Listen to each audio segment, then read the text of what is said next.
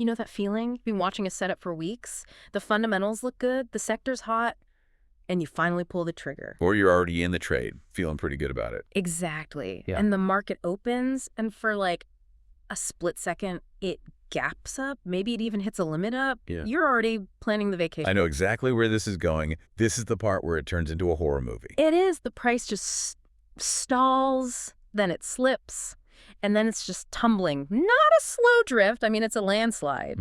By the close, it's not just back where it started. It's near the absolute low for the day. And you look at your chart, and there it is, this massive, ugly, the dreaded black K. The classic bearish engulfing candle. Yeah. Visually, it's about as bad as it gets. But here's the part that really makes your stomach drop. Yeah. You look down at the volume, and it's not just high, it's exploding.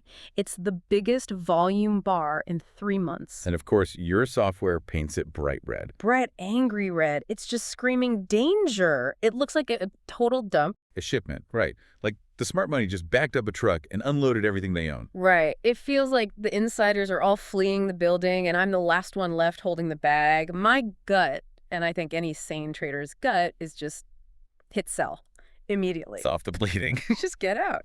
But today, we're looking at some research that says that gut reaction might be completely wrong. Yeah, it's not just wrong. It might actually be costing you some of the biggest opportunities you'll see. We're going to do a deep dive into the counterintuitive truth about trading volume. We're going to debunk the big black candle plus massive volume equals the end myth. That's the plan. Because there's a golden rule we need to unpack. It's simple. Volume has no color. Okay, volume has no color. I have to admit, I'm skeptical.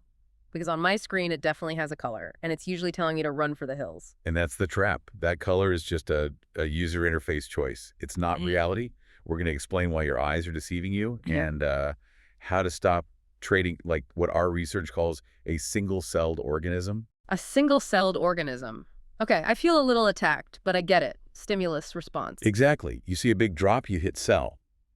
We want to evolve past that today. We're going to break down what's actually happening inside that huge volume bar and give you a specific strategy, a wait-and-see protocol. All right, I'm ready. Let's start with this single-celled trap. Why is our immediate reaction to that big black candle so wrong? Well, it really comes down to how our brains process fear. When you see a black K, a long bar closing at its lows, your brain just screams, threat. That's a loss of safety. Right. And when you add high volume to that, your brain interprets it as confirmation. Confirmation, yeah. Low volume on a drop, maybe it's a fluke. But high volume, that feels like everyone hates this stock now. That is the common misconception. We assume it means everyone is selling. But let's just pause for a second. Let's think about the actual mechanics. For any trade to happen, what do you need? A buyer and a seller. It has to be a symmetrical exchange. You can't just sell a share into thin air. So for every single share that was panic sold during that crash, somebody else had to buy it. Okay. So if you see the highest volume of the year on a day the stock just cratered, yes, there was aggressive selling.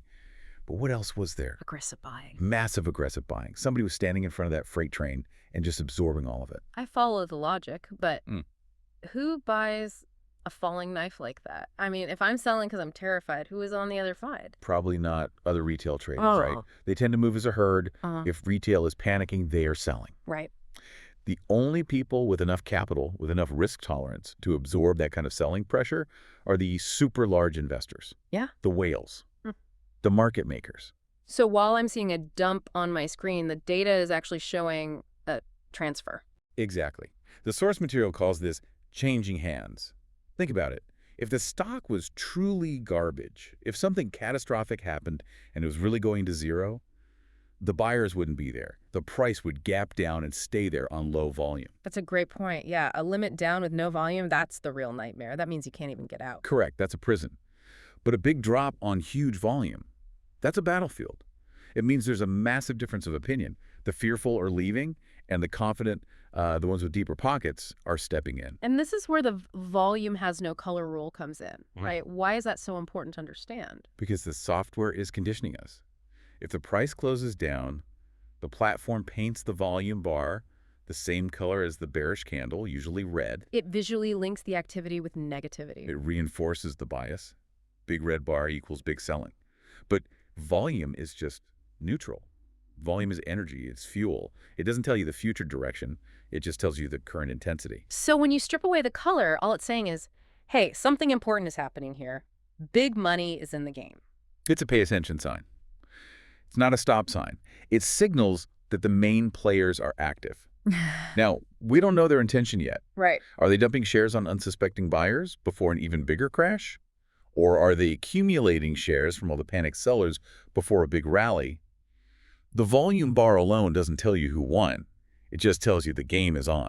Okay, so I'm looking at my screen. I see the big black K. I see the huge volume. I'm telling myself, don't panic. The whales are here. But, I mean, the price is down. The sellers won that day. They won the intraday skirmish, yes. So what do I do? If I just hold on, am I just gambling? Do I buy more? Do I just sit on my hands and sweat? And this is where we separate the pros from the amateurs. The amateur wants to know buy or sell right now. They want to end the anxiety. Of course.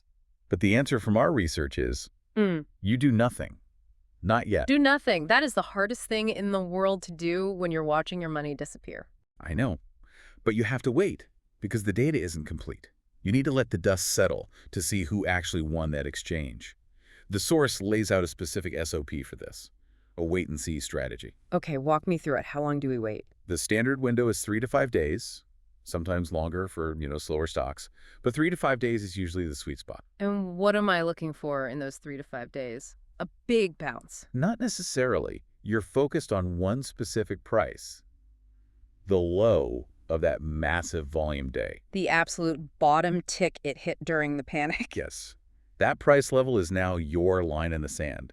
Just think about the logic. If a big institution stepped in and bought millions of shares during that crash, they bought them around that low. So they have a cost basis they want to defend. Exactly. They are not in this to lose money. If they were truly accumulating, they will not let the price fall much below their entry. They'll defend that line. So over the next few days, I'm just watching to see if that floor holds. Precisely. You want to see the stock stabilize. It doesn't have to shoot back up. It just has to not collapse further. If, after 3 days, the price is just chopping around above that low, or even better, starting to crawl back up, that's your confirmation. That tells me the buyers were real. They took the hit and they're still standing. The selling got digested. The panic supply was transferred to strong hands. That big black K was essentially a bear trap. Okay, but what if it doesn't hold? What if on day 2, it just slices right through that low on high volume again? Then the buyers were overwhelmed. Or maybe they weren't buying after all. Maybe they were selling too. In that case, the thesis is wrong. You get out. Right. But see the difference. You didn't panic sell at the bottom on day 1. You sold based on a confirmed breakdown on day 3. You traded with a plan, not with fear. I see.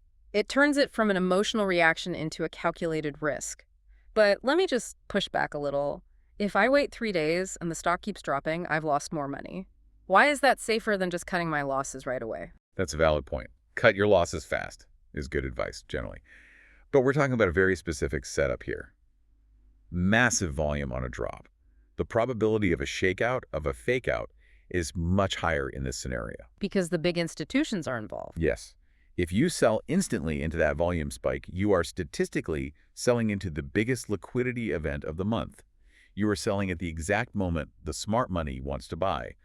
The wait and see is about avoiding that whipsaw. The whipsaw. Selling the bottom and then watching it rip higher without you. Yeah. You're paying a small insurance premium, which is the risk of a bit more downside, to verify that the move is actually real. You're paying for confirmation. That makes a lot of sense. So let's talk about why this happens. You mentioned these ugly charts can be manufactured. That sounds a little conspiratorial. It's less about a conspiracy and more just the mechanics of moving huge amounts of money. It goes back to that liquidity problem. It's a way old problem. Right. If you're a hedge fund and you need to buy 5 million shares of a stock, you can't just put in a market order. What happens? You'd blow the price sky high. You'd be chasing your own tail. You'd ruin your own entry. So to buy that much without moving the price up, you need a flood of sell orders to buy into. You need someone to just dump their shares into your lap. And where do you find a flood of sell orders? In a panic. Panic is the single greatest source of retail liquidity. So sometimes the main players will use bad news or a technical break or just a weak open to let the price drop hard. They might even help it along a bit. They let the chart look as scary as possible to freak out the single-celled organisms. They exploit our default settings. They know that 90% of us trade with our eyes. We see a black candle, high volume, a loss, and we just hit sell. And they're just sitting there with a big basket catching all the shares we're throwing at them? That's the change of hands. They're shaking the tree to see what falls out. Yeah. And once all the weak hands are gone, once everyone who was going to panic is already panicked, Right. there's no selling pressure left. And that's when the price just floats back up. That's when it rallies. And the retail trader looks back a week later, sees the new high and says, I got tricked. But really, we trick ourselves. We react to the paint on the chart instead of the logic underneath. We let emotion drive the bus. The wait-and-see strategy is basically just a circuit breaker between that emotion and your mouse button. It forces you to ask, is this a real breakdown or is this just a shakeout? You know, this brings up a bigger point about trading philosophy that was in the notes. We tend to obsess over which stock to pick, but this suggests that how we trade is way more important than what we trade. That's a fundamental shift. Most people think trading's a prediction game. I have to pick the stock that's going to go up. Well, yeah. I mean, that's the goal, isn't it? But you can't predict the future. The research argues that analysis and logic are more important than prediction. It's about how you manage the process. Exactly. You can pick a fantastic company, but if you don't know how to handle a high-volume shakeout, you'll get kicked out of that great stock right before the big move. You'll be right on the company, but wrong on the trade. That's the worst feeling in the world. Being right, but still losing money. It is, and it happens because we try to be accurate instead of being disciplined. The wait-and-see method basically admits, I don't know what this means today, but in 3 days I'll have a much higher probability of knowing. It shifts the goal from prediction to confirmation. And that is the difference. The amateur trades with their eyes, reacting to shapes and colors. The pro trades with their brain, following a system that interprets the data. It's the difference between a reflex and a decision. Perfectly said. A reflex is biological. A decision is analytical. We want to be decision makers. This has been a really powerful framework. It takes a situation that normally causes a heart attack and turns it into, it's like a data gathering exercise. That's the whole point. Yeah. To take the fear out of it. Once you understand that volume has no color, you stop seeing those red bars as enemies. You just see them as information. So let's just summarize this for everyone. We've covered a lot, from psychology to institutional mechanics. What are the key takeaways? I'd say there are 4 main pillars. Number 1, stop being a single-celled organism. All right. When you see that massive black candle on huge volume, take a breath. Don't hit the sell button. Just pause. Don't let the visuals scare you. Number 2, remember the mechanics. High volume means massive selling, but it also means massive buying. It's a transaction, not just an exit. Every seller needs a buyer. If the volume is huge, the buyer is huge. Number 3, ignore the color. Red, green, whatever. Volume is just activity. Treat it as neutral interest until the market proves otherwise. Put on your colorblind glasses. And finally, number 4, trust the SOP. Use the 3 to 5 day wait and see rule.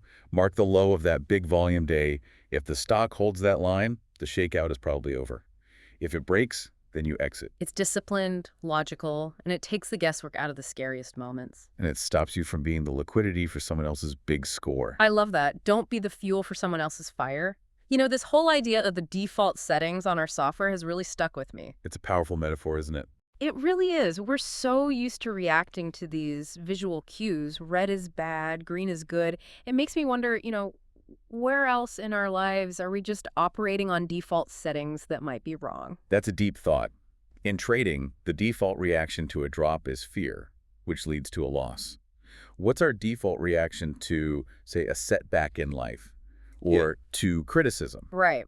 Do we treat a career setback like a black candle, a signal to just give up? Or do we, wait and see if it's actually an opportunity to change ends and grow? Exactly. Most of us treat discomfort like a stop sign.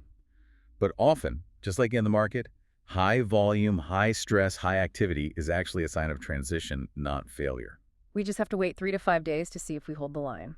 The wait-and-see strategy applies to a lot more than just stocks. Sometimes you just have to let the dust settle before you judge the situation. I think that's a perfect place to leave it.